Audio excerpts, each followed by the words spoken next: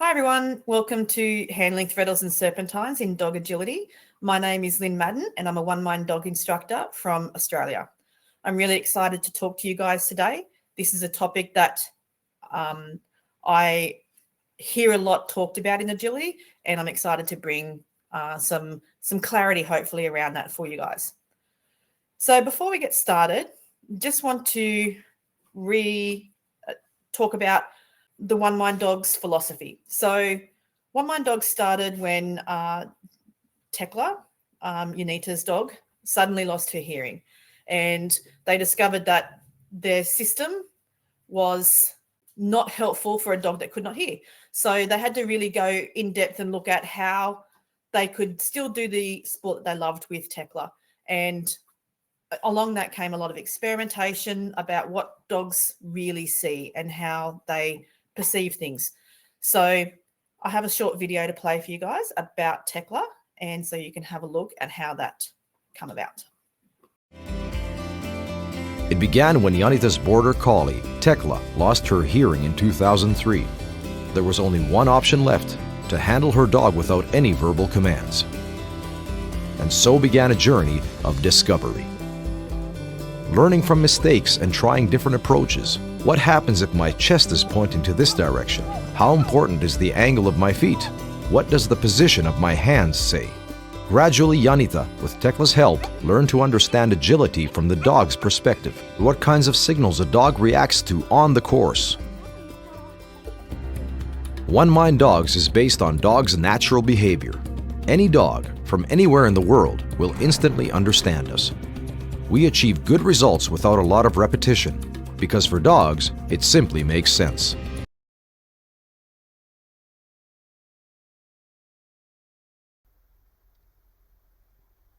So as you can see, that's how we developed the OneMind Dog system, and Unita and Yako developed the system, and how we teach it to people that come to learn from us. So it's all about looking at agility from the dog's perspective. So we'll be mentioning that a few times during this webinar, and it's really great. We'll put an ebook in the emails to come out and just to go through the method with you.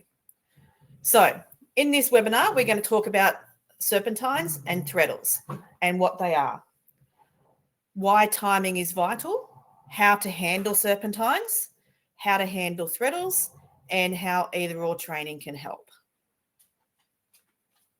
So first up, serpentines and threadles, what are they? So first, let's talk about a serpentine.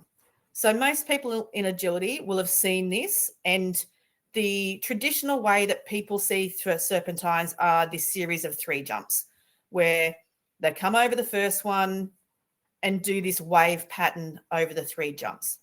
So it's basically a sequence of 3 obstacles that the dog takes in a wave-like pattern. Now, the configuration doesn't necessarily need to look like it does here on the side. The jumps can vary. There could be a tunnel at the end of that sequence. But basically, the handler stays on the same side of the jump throughout the sequence, and the dog will wave in and out and weave in and out of those jumps. So that is fundamentally what a serpentine looks like. And like I said, this configuration of jumps can vary. But if you see something like this on course, your mind needs to go, that looks like a serpentine. Then if we think about what is a threadle, and a threadle is a situation where the dog has to come to the handler to approach an obstacle from the non-obvious side. So if we look at these first 2 jumps here, the dog will go over the first jump, but then have to pull between the 2 obstacles to come to the non-obvious side of the jump 2 and take it from that side. So when we looked at the serpentine, it went 1 and over to the obvious side of the jump. With a threadle, it comes in between and comes to the non-obvious side. Again, threadles do not always look like it is pictured here, and there will basically be any time that you need to pull the dog to the non-obvious side of the jump is when you would think your mind has to go towards, okay, that's a threadle, and how do I handle that? So the dog's line and what is the difference? So we've got this graphic here for you so you can understand the differences clearly between what a threadle looks like and what a serpentine looks like. So we have this nice dog over on the right-hand side. And for the serpentine, they will take the green line. And the handler will be always on that side. And they will go over the jump and just do that wave pattern again through the 3 obstacles. And again, with the threadle, you can see that the dog will pull between the jumps to come to the non-obvious side and then continue on with the sequence. And it can be, you could have 2 threadles in a row and the dog will have to come through the next gap, or it can continue on in any variations. So there's no limit to what this could look like on course. But in your mind, if you're thinking a serpentine will be this wavy flow through the obstacle that you handle from one side or the other, and a threadle is when you need to bring the dog to the non-obvious side. Number 2, timing is vital. So timing in agility is one of the key things that needs to happen so that your dog understands what you're asking of it. So the key to having a really nice agility run is having the dog understand what they need to do and where they're going next. So if you've had any interactions with OneMind Dog coaches online or live, you will definitely have heard the dog needs to know at least 1 stride before takeoff that a turn or something is happening. And so in handling threadles and serpentines, that is an absolute must, that the dog needs to know nice and early that there's a turn coming. So if you have a look at the picture on the right-hand side, you can see clearly that we have the dog going from 1, 2 to 3. Now that is a threadle situation where the dog has to go from 2 to 3, and it's the non-obvious side of the obstacle 3. And so where the dog is pictured down the bottom is the last chance the dog gets to know that it needs to do a turn on 2. So if you gave nothing at all and you just sent the dog to 2 and tried to go to 3, the dog would just land quite wide, land long, and not be preparing itself for the turn at 2. So you need to give a clear indication to the dog nice and early that they're not going to be jumping to an extension and that they're going to need to turn. And that's what we mean by getting the timing right is vital, because if you didn't give the dog the timing on number 2, then it would be very difficult to pull them through the gap to the non-obvious side of 3. And so that's where most people go wrong when they're handling threadles, is they think about handling the obstacles and not the line that you want to create. So the line you want to create is a nice tight line through the gap between 2 and 3. But most people think I just need to send them over 2 and then pull them back for 3, instead of thinking, how can I get my dog to turn tightly at 2 to make the line to 3 nice and easy to understand? So if you think about where your dog is in relation to the jump before the threadle, then you're thinking nice and early about handling your threadle well. Okay, number 3, how to handle serpentines. So there are common techniques that we use to handle serpentines. The first one is what we call running on the dog's line. You can handle serpentines with blind crosses. And if you want to go to the backside first, you can handle it with a backside send to a running on the dog's line. Now, running on the dog's line is the main technique we use to handle serpentines. And I have a nice video demonstrating this exactly. So we'll play that now and then we'll talk about it.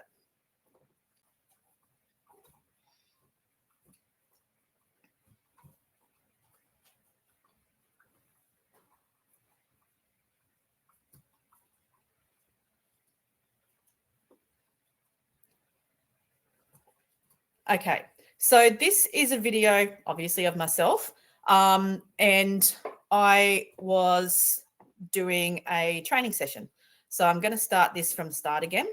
And what you'll see is me doing the running on the dog's line. So if you look here, when I pause it, you can see my dog is coming towards me over the jump, and you can see I'm positioned quite a long way forward and close to the line that I want my dog to take through here. And you can see I'm connected with my dog. I have my offhand across my chest, inviting my dog to come towards me over the obstacle. And then you'll see as we play forward, I then just move on to the next jump, and then I'm using a tunnel as my third obstacle. And then you can see the second time I come through here, I actually use a blind cross to do the serpentine. So I think I have this in slow motion maybe. So again, you can see that's running on the dog's line. And then this time I do a blind cross on the other side of the obstacle. And these are some nice ways to handle this type of situation. So again, this is in slow motion. You'll see me bring my offhand up. That's a nice clear spot to stop it. You can see as my dog's coming out of the tunnel, I've got good connection. I'm bringing my offhand up. My chest is turning towards the line I want my dog to come. My feet are moving forward, and everything about me is saying, take this jump and then follow the line through here. And so you can see as Rain comes through, she jumps, lands on a nice tight line, and then makes the move into the tunnel. And then on the way back, again, I'm connected with my dog, sending her forward. And then this time I'm blinding. So you can see I'm doing a blind cross. I'm a little late there. Let's be real.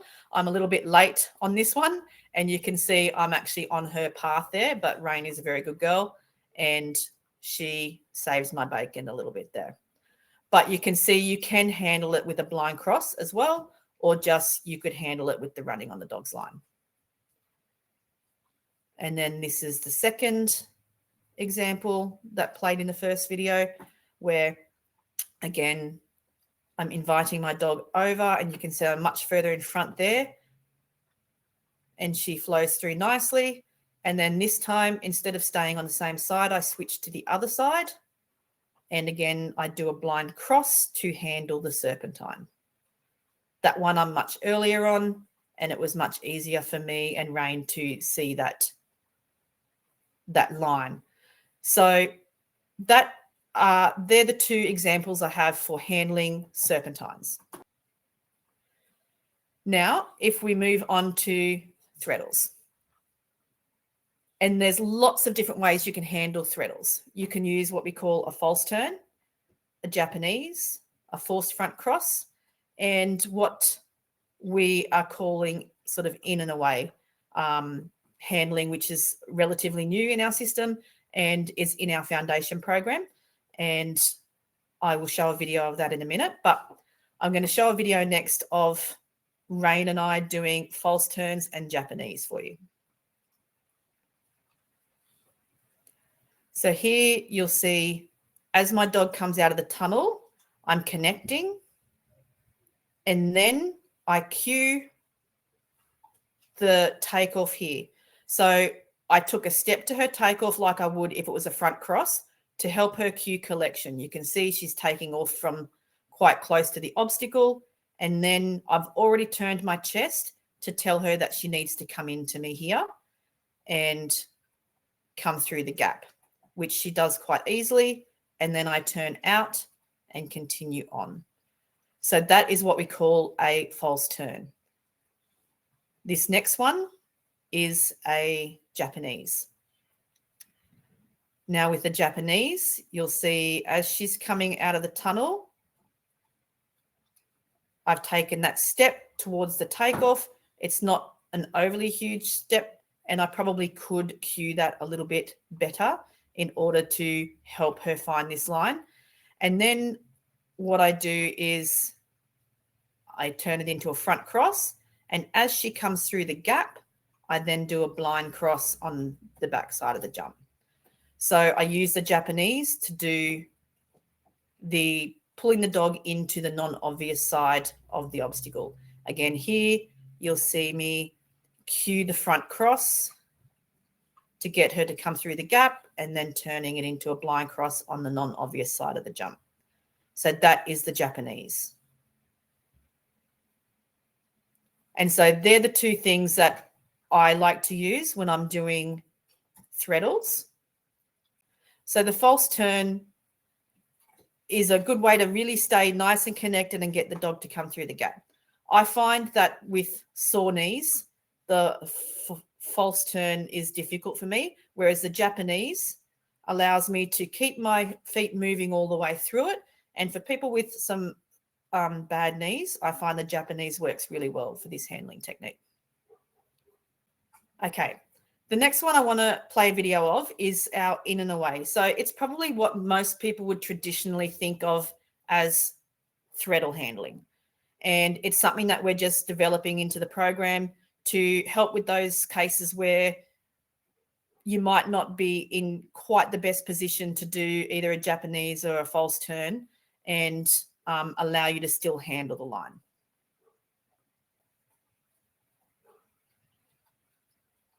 I'm just going to restart that. So you can see basically we're inviting the dog to come into the handler and then sending it away. So you can see that it's the same technique, or the same, it's what we would call the same line, but just handling it slightly different ways. And you can handle it further away in this type of situation with this type of handling. So we'll just restart that and watch again. So invite the dog to come into you and then send it over the non-obvious side. So again, you can see we're using our chest to turn towards the dog and invite it into the line towards us, and then we're sending out over the obstacle. So we turn our chest towards the dog to invite them in, tap our side, bring our hand up, our off hand up, and then sending them forward over that obstacle. And so that's what we call sort of the in and away handling for the serpentine, for the threadle, sorry. So they're the techniques that we would use commonly for threadles. Now, either or training. So I recently did a webinar on either or training, and so I will add that into the emails at the end that you'll get when you register for this webinar. And it's really a powerful tool to use in order to help your dog understand when you're asking for a serpentine or if you're asking for a threadle. So what is either or training? Either or training is when we set up the same sequence and ask the dog to practice both a serpentine and threadles on that sequence. It'll test if your dog is understanding the handling or anticipating the pattern. And you can also test the different handling techniques. So you could do something similar to what I had set up there and then test your dog out. So dogs are masters at reading body language. And so we want to just make sure that we have an understanding, and as a team together, we have an understanding of what the body language looks like when we're asking for a serpentine and what the body language looks like when we're asking for a threadle. And either or training is the best way to test that. So the power is to help the dog understand lines and the handling, to practice discriminations and how to follow the handling, create different lines over the same obstacle, use different handling for the same line, and really help the handler understand the skill and how to perform it. So if we have a look at the either or exercises for a serpentine, so this is the same setup that you saw in the videos that I just provided. And you can see this is set up for a serpentine exercise.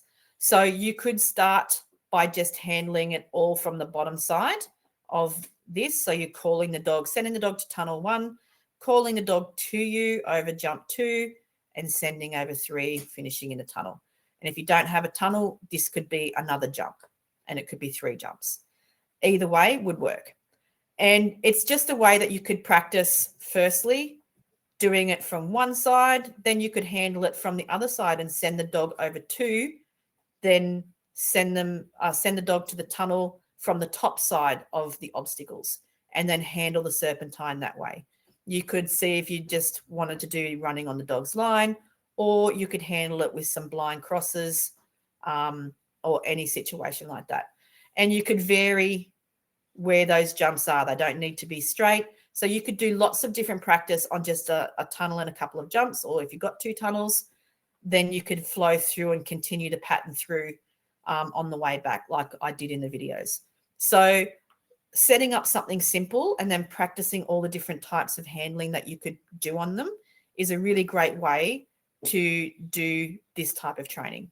And then on the same setup that you have, you could then move into a threadle exercise. So in this situation, the handler is on the top side of the jumps. They send their dog over jump 1 into the tunnel and then handle 3 to 4 with the threadle. And so you could do like I did in the video, where you could try the false turn or the Japanese. You could try the in and away over 4. And then when you've practiced all of those different options, you'll get a feel for what handling works best for you and your dog. And then you sort of know at a competition what felt the most comfortable for you, what the dog responded to best. And once you practice these type of situations, it just gives you a really deep understanding of how and when to use it and why the different techniques work in these places. So again, you can see you need to let your dog know nice and early from 2 that they need to do quite a tight turn on 3 to get to 4. And so this is how I would set an either or training session up, where the first time I might do it, I might do a serpentine over these obstacles. Then the next time I might ask for the threadle. And so it'll be a really good test to see whether your dog is following your handling or just reading the course on their own and thinking they know what they're doing. And we do tend to get lots of smart dogs that will see something once, do something once and think, I've got this down pat. And when they go to do it again and you ask for something different, they will still do the previous pattern. So it's really good information to have in regards to handling the different situations. And so that will help build your confidence as a team when you go out on the course and you realize that you have a serpentine somewhere on course and you might have a threadle in a different section. Then you know that you and your dog have a good understanding of what to use when. And so in summary, basically, there is never just one solution to handle a sequence. And there are many different techniques we use to handle threadles and to handle serpentines. But basically, I want you to take from this the understanding that the serpentine is that nice wavy approach over obstacles, and that threadles is when you're wanting the dog to come towards you and to the non-obvious side of the obstacle. And to understand that the timing of those situations will really make for successful threadle handling. If you handle the obstacle before the threadle with the timing right, then threadles become much, much easier. So thank you so much for coming to the webinar. And if you have any questions, please do not hesitate to reach out, and I will talk to you all again very, very soon.